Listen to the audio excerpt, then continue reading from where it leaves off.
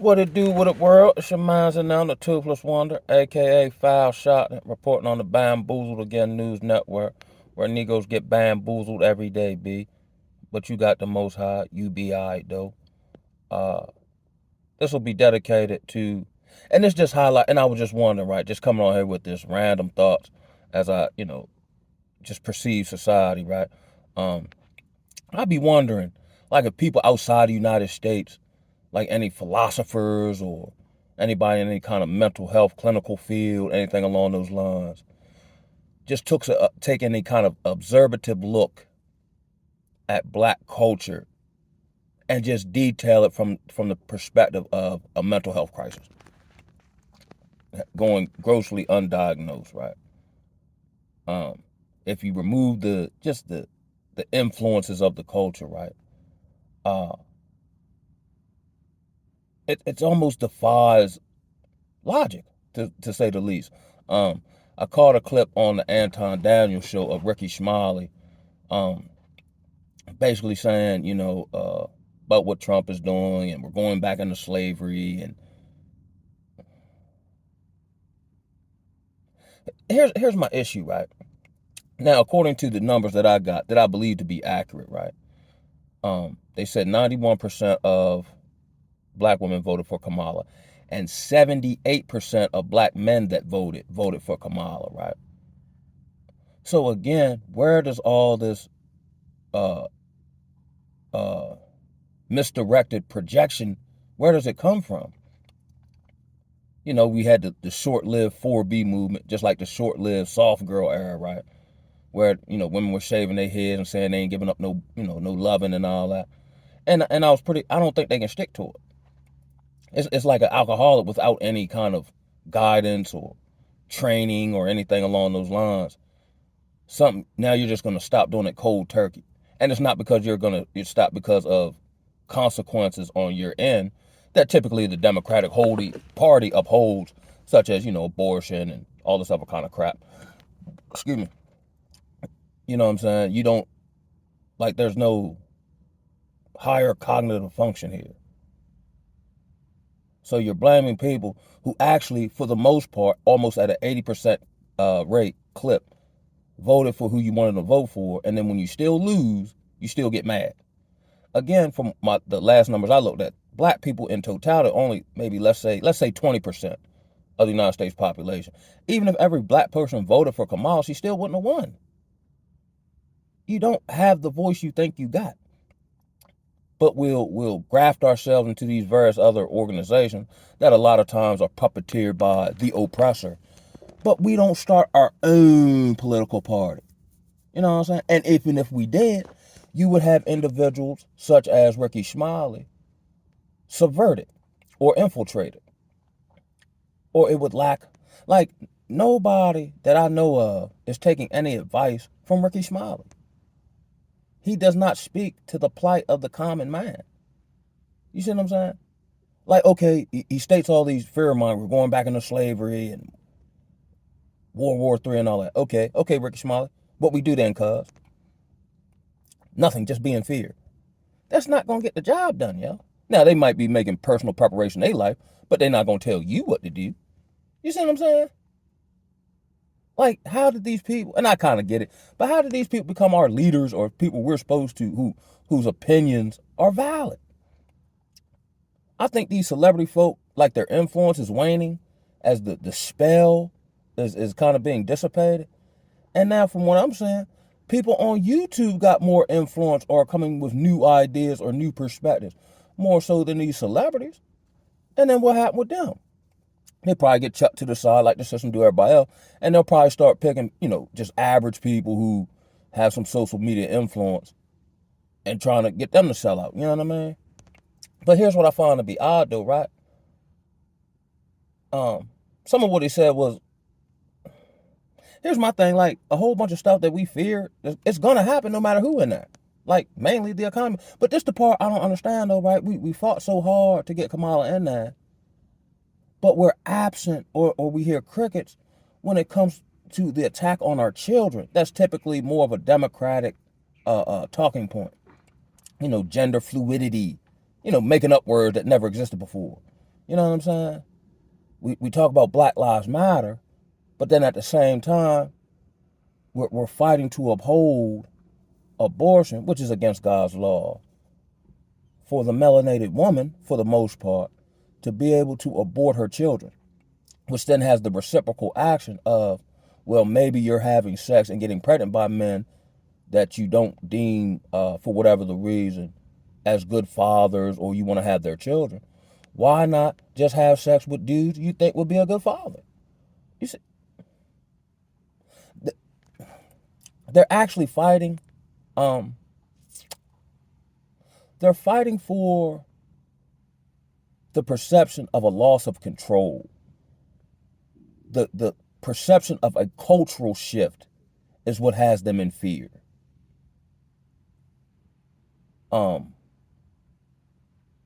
The what you call it, the symbiotic attachment to the state and to the government. I think that's what they're fighting for, or that's what they're mad about, or quote unquote crashing out about. It's not really, and from what I understand, what real policy did the woman have? None that I really heard. She came up with some fluky stuff like legalizing herb and giving black men loans, but what are you going to do geopolitically? What are you going, like, they don't care anything about that. Now we've seen, stuff on, let's say, social media about the migrant crisis and the Venezuelans taking over whole communities and whatnot. But these so-say democratic people are silent on this issue. Like I talk about the one dude that's from my hometown. He was pandering for Kamala hard. But I'm like, bro, you complain at least twice a week about, the migrants or whatever moving into your community. That's under her jurisdiction and under her authority now. She can solve that now. She can make steps to rectify that now. But then you'll just deflect and start talking about, oh, they've been doing that. But she's in charge now. You see what I'm saying? It's almost like, okay, like, let's say I'm in the dating world or whatever, right? And I meet someone, I'm trying to verify or critique if they're a good candidate. And their response to me when I ask that question is, I'm not like your child's mama. Okay, but who are you? I'm not them. That doesn't warrant me hiring, even on a job site. I wasn't like your last employee. That doesn't, I'm not asking you about them. I'm asking you about you. And you can't add, and there's something else I noticed, right? And you can practice this in your personal life. If you're trying to find how genuine or authentic someone is, ask them a simple, direct question. And watch how they start talking about something else. But these same individuals know everything about everybody else, but nothing about themselves. No solutions, no steps to implement, to make progress. Again, like, even if black people solve all black people problems, a lot of these people be out of a job because their job is pandering to black emotionalism and the problem. But if we solve the problem, I ain't gonna have nothing to talk about. I ain't gonna have nothing to complain about facetiously. You know what I mean?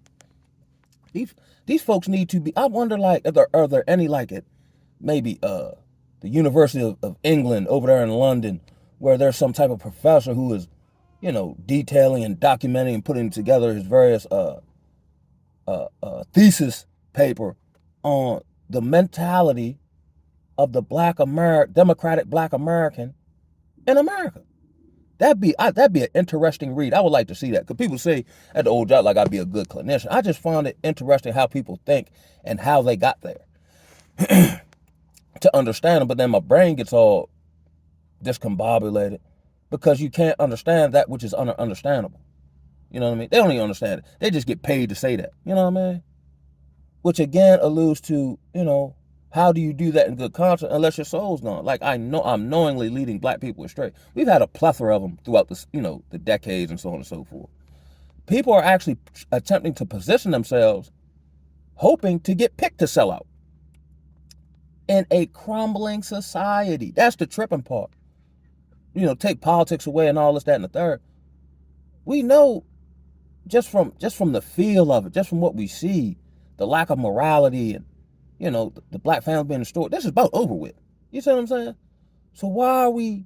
It's like fighting to buy a home or overbidding at an auction for a dilapidated home by the water. You know what I'm saying? Like, okay, maybe the location is pristine or whatever, but the actual property itself is of no value. Black culture has no value. And then the tripping part is how people are fighting to uphold it. They're actually fighting for their own destruction and their own bondage. I was really thinking, like, let's say, hypothetically, we get our own land where everyone, has their own spouse and we raise our own kids and we teach them and all that. We so Babylonian out now, I don't think it would work. You mean I have to treat everybody with respect? You know what I'm saying? Like, you mean we practice the sound bit, like everyone's so used to jugging and finessing and creeping and being sneaky. I don't think they could function or adapt in that type of environment. They would actually, okay, I'll give you a prime example on Shawshank, where the older white dude got out of jail. He's free. He's back in society, but he's been locked up so long. He actually writes letters back to his homies that's locked up and saying he ready to do something petty so he can get sent back to prison, which makes no sense. But then it does from a cognitive or a mentality standpoint, because at least in there, I have an identity. At least in there, even though it's dookie, I'm somebody. I'm King Poop on Turd Island. They're fighting to be the queen of a barren wasteland. I'd rather be a doorkeeper in the house or in the house of my God than to dwell in the tents of the wicked. I truly believe this now because of Babylonianism. The average modern woman has no desire to be a wife. She has no desire for family that finance isn't attached to. They've actually rewired women's natural purpose and function. And then on the flip side of things, for maybe an easier go or going along to get along and what potential ease that might bring, these men no longer desire to be men internally. They flow about with every wind of doctrine. They sell out for, social purposes. These people are inwardly empty, devoid. You see what I'm saying? I don't believe these people can function anywhere else but here in Babylon. Of no other race or group of people where selling out was esteemed, or those who sold out and we know it, we still look up to them or listen to them. That's treasonous action. You know what I'm saying? Like, history has always, they got a scarlet letter for the Benedict Arnolds and the Judases of the world, but we embrace them. This needs to be, I don't know where I might be able to go look this up, but I would like to see another races from the outside of this country's critique or synopsis of the mentality of black culture here in Babylon. That'd be an interesting read, to say the least. I was just thinking about that, yo. And on top of it, we know, and this isn't conjecture or opinions and anything along those lines. We know the woman that we fought for, right? Talking about black people as a group and as a whole, is an Indian woman who's married to a white man, but somehow we think that black people got something coming. Other than, how would I word it? Other than the perception that this woman will allow degenerate black culture to proliferate, if I said that correctly. I think truly, when you break it down to the molecule, that's what they were voting for. Degeneracy, lack of order. It's insane to me, regardless of, whatever point you want to come up with, for darn near 80% of black men to vote for a Indian woman masquerading as a black man, as a black woman to be their leader. That says a lot in and of itself. Not understanding the wider scope of things. Now, geopolitically speaking, we would have been looked at like Duke. None of these, oil producing Arab countries would have gave us any respect. None, zero. They probably wouldn't even shook her hand. They probably, China and Russia and these various other, players probably would have talked to her greasy or not even met with her at all. You see what I'm saying? She couldn't even answer questions on the campaign trail, let alone face to face with another dignitary of a superpower. But we don't care nothing about that. We don't care about, them being able to change your child's gender, not notify you. You see what I'm saying? It's so wacky, wild, Kool-Aid style. We actually were voting for the ability to destroy ourselves and our future generation. And for that,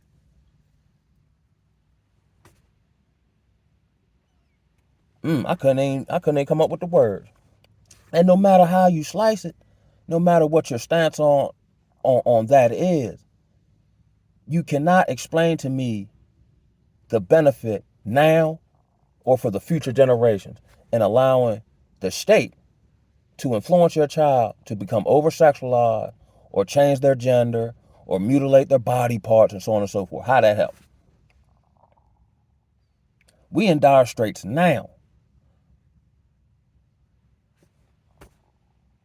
as a culture, as a people, as a grouping. You see what I'm saying? Like, we had more power in the 60s with less money. So money's not the issue. See, black people don't have a finance issue. We have a value issue. We value the wrong stuff. We value power and control, but once given to us, are ill-equipped to handle it. Such as in my personal situation. You know what I'm saying? The other party is fighting to hold on to control and power that they're ill-equipped to handle. So why do you still want it? This really need. I keep saying that. This really needs to be critiqued and really looked at in depth of this Stockholm syndrome that has been mass produced and influenced on the American Negro. And then not only that, but it's no different. It's a social version of. It's no different than a plantation construct. If the slave heard the other slave was ready to dip, he knew he would get a couple extra pieces of cornbread and maybe a little less labor if he informed them someone else who was attempting to get free. These people, and they're really bad at it, if you ask me, are attempting to shame us back onto the plantation. Okay, I'm a Democratic dude, right? And I'm Democratic, but I ain't for the LGBT stuff or, you know what I'm saying? Because mostly that's their main talking points. You know what I'm saying? But I ain't with that. But I'm with incentivizing entrepreneurialism. I don't hear any of that. They all just delusional but like they lost because they ain't making no sense. I don't even know if there's such thing as a moderate Democrat anymore. Like, they're super far left, like duperly. Like, they got all this socialism type of crap going on, but nobody got any new ideas, new perspectives. It's just a whole group of people campaigning the same stuff and a whole bunch of symbolism. Again, they bamboozled everybody into getting jiggy for George Floyd, but we heard nothing from these Democratic folks and the black church about Sandra Massey. Where was the rah-rah for that? It's all selective. You know what I'm saying? What's wrong with these folk, man? These folk crazy, yo. These folk delusional. And you need to be very leery of delusional people. Even in this person has become so delusional, they dangerous. Because they will go through no lengths and there's no tactic they won't deploy in hopes of holding on to that which they're losing, which they don't need anyway. Authority, power, and control. Because up until this point, you've shown your inability to be able to be even a remotely halfway decent steward of such. And that's on everything, man. You know what I'm saying? It's so everything's so inverted here. The people in control have shown they don't need control.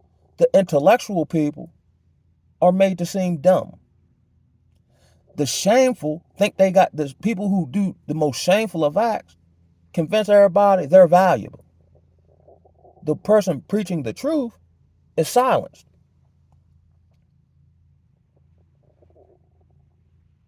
I'm about tired of all these Negroes, bro. And I'm just, I ain't as charged up as I was yesterday. Maybe it's because I'm bottled water. But this really, this reminds me of the story of Maccabees, where there was actually a civil war between, the Hebrews or the Israelites, from those who had assimilated to Rome for whatever perks and those who still held on to the law and their culture. They went to war. We just seen, in 1 week's period, we just seen Mike Tyson humiliate himself for $20 million and walk around with his cheeks out, almost symbolic of we still buck break y'all. Probably one of the most revered, if not the most revered actor in Hollywood among colors, Denzel Washington, at 70 years old, said he kissed the man and they cut it out. Like, I wanted it in there. You see what I'm saying? Like, signaling to them, like, I'm with y'all. I forgot who I was listening to, but they were saying something about how no black person in Hollywood gets out or gets away unscathed. You know what I mean? I'm thinking they've all sold out. And then to further demoralize black people, like the Epstein list ain't came up, but they supposed to have released the Diddy list. So your LeBron's ball been at the spot freaking off, and all these people we esteem or think this, that, and the third about, they all been broken for some finance. That technically the fiat currency ain't even real. That's illusionary. You know what I mean? This is words escape me to accurately describe what is this? Have you no soul, I guess, you know what I'm saying? And of course it ain't all, I like to believe, there are a few brothers, like I like my man Eddie Griffin, you know what I'm saying, on the what is it, the Nigga News Network. That's eventually I want to kind of bring the Bamboozled Again News Network to this point. You know what I'm saying? But just critiquing how stupid these people are. And then they won't debate you face to face, because then they start crashing out, or then they start deflecting and talking about other stuff that has nothing to do with the crux of the matter. That's why it's hard to even bring people together for the purpose of moving forward. Because once you bring the issue to the table, they start talking about stuff that's unrelated to the issue, and then they take you on this Osley Brothers voyage to Atlantis. And we still never dealt with the problem.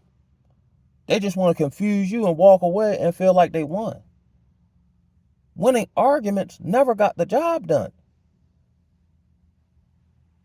Like, we want to be like now, even through social media, it's like who's the best arguer. But we still got the drug epidemic. We still got the fatherless epidemic. You know what I'm saying? We still got rampant whoredom in our community. So much so, like, even in the small town I live in, these young girls who ain't even out of high school yet. I'm going to give y'all this one, right? Again, I'm in a small town, right? Now, I've went through, hellfire, trying to protect my child from whoredom, you know what I'm saying? Or being influenced in her formative years into that lifestyle and that mentality, right? But you'd be surprised how many young girls who are still in high school are already selling box to older men. Here's what I'm tripping up off of, right? This is how bad this is, right? Now, I'm 42 years old, right? So, and in my time, they super freaked out, right? So this is what I'm thinking. Even if they're not conscious of it, I think black men are saying, like, the women my age, no matter what they may be, it seemed like the numbers dropping from when they proverbially hit the wall. Now it might be 23 and under, because they're getting so banged out early out, you know what I'm saying, early on. that Negroes is not fooling.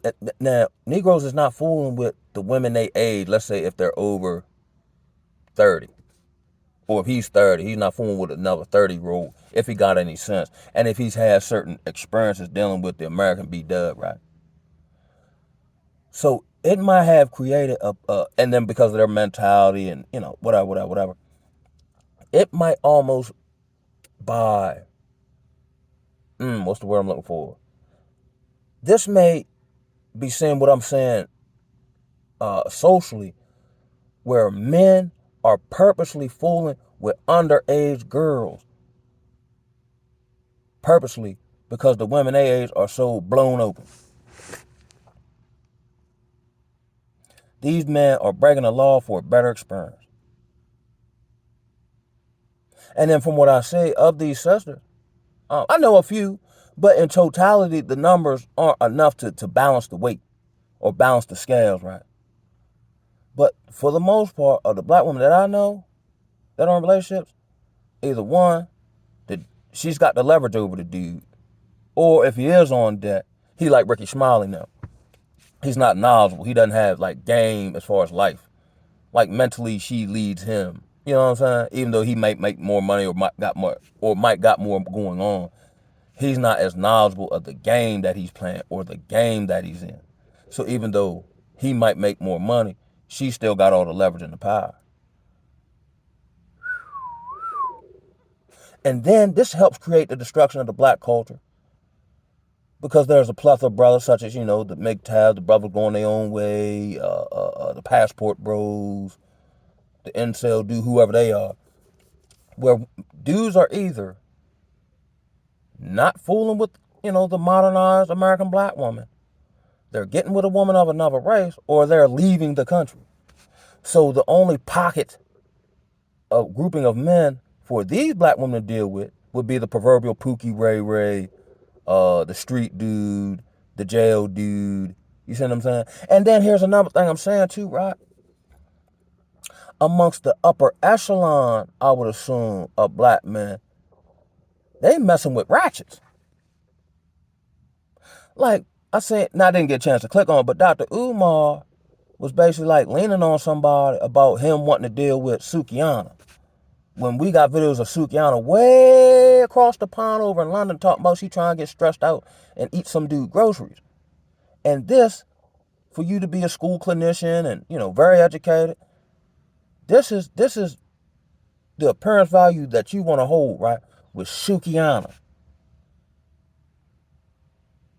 It would make more sense to me if Dr. Umar got with that Dr. Bryant woman that was on the Cam Newton show. That would make more sense as far as being somewhat, maybe educationally equally yoked.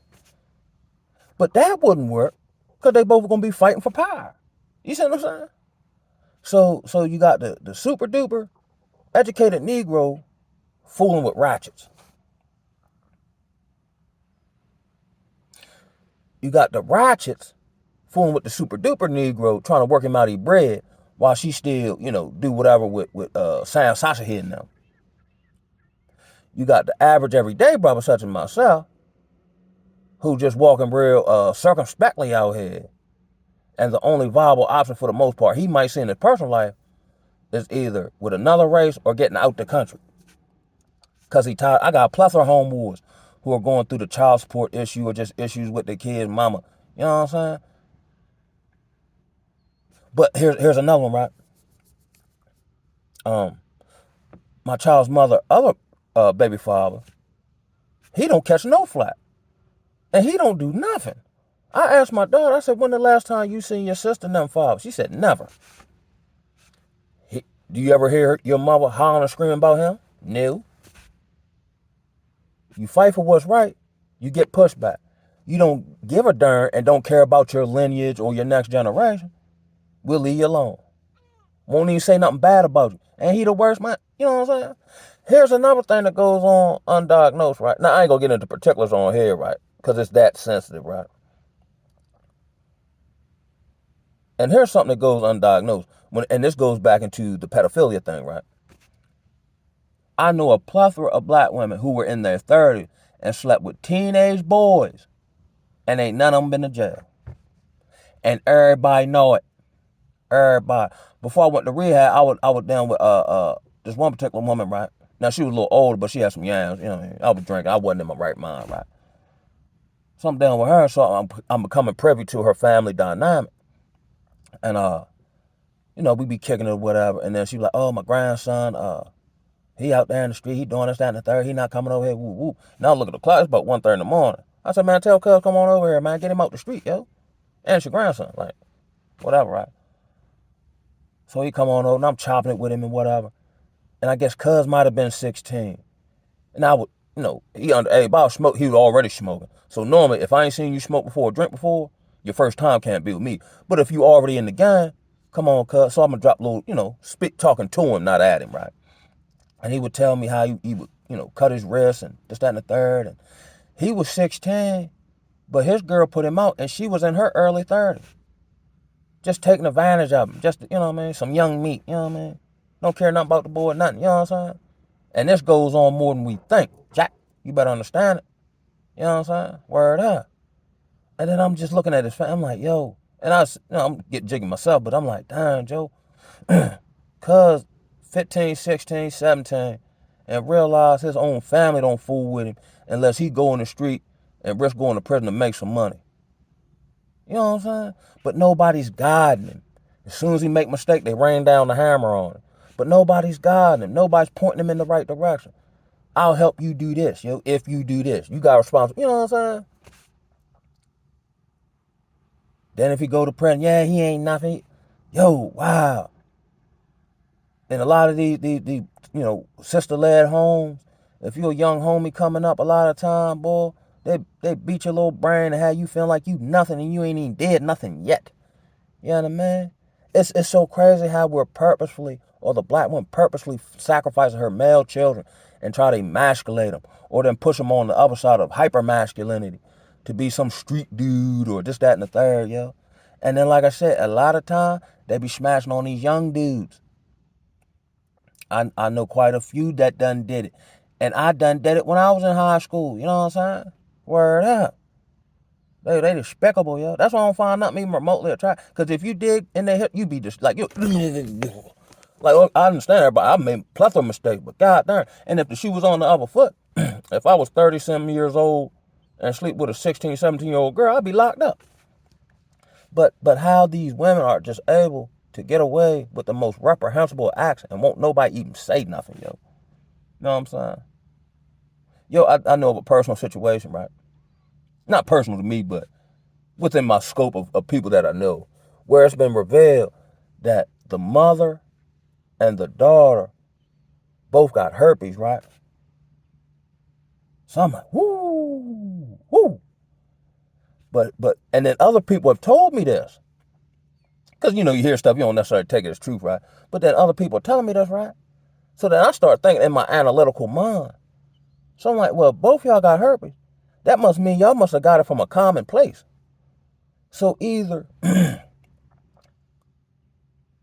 see how convoluted this is? It's hard to even explain it. So either one or two things happen. The mother and the daughter were both sleeping with the mother's boyfriend at the time and got it that way. Or the mother and the daughter were both sleeping with the daughter's boyfriend, who was, let's say, 16. And it might have been the reverse, where the mother was sleeping with the daughter's 16-year-old boyfriend. And here's what's tripping though, right? And I believe that to be the case because the daughter, when she was born, her father was 16, 17. Generational curses. Woo, doggy, it's round the battlefield water. You take it for light if you want to. Watch out there now. You know what I'm talking about? I don't even know where I'm going with this video. I'm just talking. You know what I'm saying? I ain't as riled up as I was, but now I went from anger and rage and wanting to, you know what I'm saying, two-piece something to just wanting to let my soul cry for the plight of my people. Again, I understand now where Jeremiah was coming from when he wept for his people being carried into captivity. And he told them, you know what I'm saying? But they don't want to listen. That's why I truly believe, even before I come to the knowledge of this, because I said, yo, it's a whole lot of similarity between black people now and the Israelites of the Old Testament. We esteem the bamboozler and try to kill, unalive the person telling us the truth in our best interest. We always trying to, even though everybody on earth want to take our swag and our, you know what I'm saying, fun sway and our attributes and intellectual property, we always trying to assimilate to be somebody else. Just like back in the day, the Sir Mix-a-Lot song Big Butts. And I grew up in the like late 90s, you know what I'm saying? So that was kind of like a caricature of, black girl, big lips and big butt. Now move forward, the white girls are more chug and got fuller lips now than the black women. And now the black women are starting to get funny built. This just ain't no hating, it's just social observation. Unless they're under or like college age, very seldom do I see black women in Planet Fitness, yo. And if they are, and kudos to them who trying to get it together, you know what I'm saying? You got to start somewhere. But then most of them are like already overly weight. I don't really see a whole lot of black women who are over, let's say, college age and in shape. I might know one. And that's like part of their lifestyle. And then on top of it, I don't want to make, that. But the Negroes out here, they ain't no better. That's why I see why it's hard to get respect. For the images we see of, not even just in Hollywood or on social media. In my personal life, man, Negroes selling out left and right, throwing their right hand man under the bus for $1.50 raise on the job and some more responsibility. You know what I'm saying? One of them, they talk all greasy. Oh, he ain't this, he ain't that. See the man, shake his hand, dap him up, hug him, and all that crazy shit. We done took on a lot of feminine characteristics, yo. Just never one way. Who you is depend on who you around. Granted, let's say I might use a different tactic if I'm in the boardroom versus the street versus the church versus jet. You know what I'm saying? But I'm the CEO of all of that. You know what I'm saying? I don't switch up who I am based on where I'm at. I might just use a different delivery or a different tactic. But these people are so chameleon, you can see them be 3 different people in one day.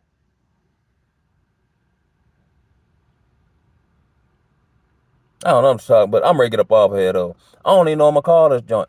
This might be the tactics and the evidence of the fraud perpetrator and the pump faker. And on that note, I'm gonna holler at y'all. Ooh, ah!